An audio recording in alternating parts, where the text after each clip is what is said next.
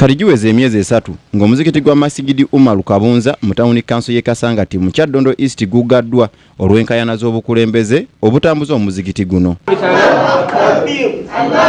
Wakati mu kumalawo endooliito zino wategekeddwawo okulonda kw'obukulembeze ku muzikiti guno ng'okulonda kuno kubadde ku kitebe ky'ettwale lino e Buwambo.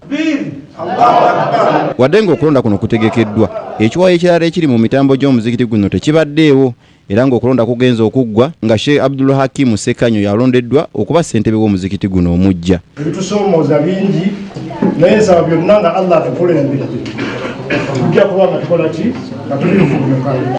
Sheikh Badru Byamugisha nga yakulembeddemu okulonda era nga ye mukulu w'ettwale agamba nti entalo zibadde zisusse nga baagala okuteekawo akakiiko akalonde okumalawo endooliito. Tusaba Allah subhanahu wa ta'ala ekigendererwa kya komiti eno gye tulonze kyakudda wansi ku ground nga bwe bali bakanye n'abalala bonna baleete endowooza ey'okutwalira awamu obusiraamu okutambula emisolo nga tewali kweyawula. Ye Sheikh Abdul Hakim Sekanyo ssentebe alondeddwa wamu ne Mustafa Mbadde boogedde engeri gye baafunamu ettaka kwe baazimba omuzikiti guno era n'ekyapa baakiwaayo dda ewadde switi kaadi wa Wakiso Sheikh Elias Kigozi. Masjidi nibwe gyandibadde emyaka 10 naye abantu bajja ne baagala bawambe obuyinza n'amaanyi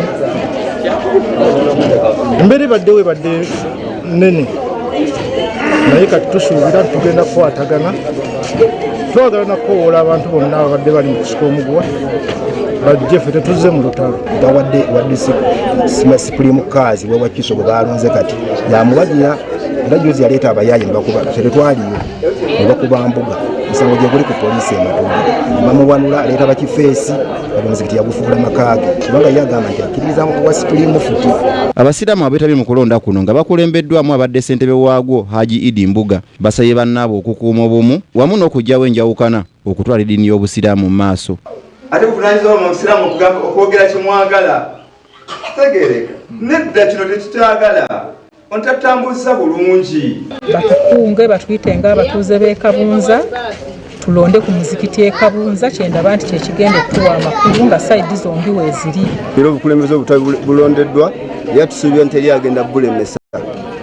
Omuzikiti gwaffe gugenda okubona okubanga tukulemberwa abashiriku. Wabula bwe twogeddeko ne imaamu w'omuzikiti guno Imaamu Abdurrahim Semakula nga ye tabaddeewo mu kulonda kuno awakanyiza olukiiko olulondeddwa nti lubadde bweru w'amateeka era tebagenda kulukkiriza kulinnya kigere ku muzikiti guno ekiraga nti endooliito ku muzikiti guno tezinnaggwa. Muhammad Katabira, BBS Terefayina.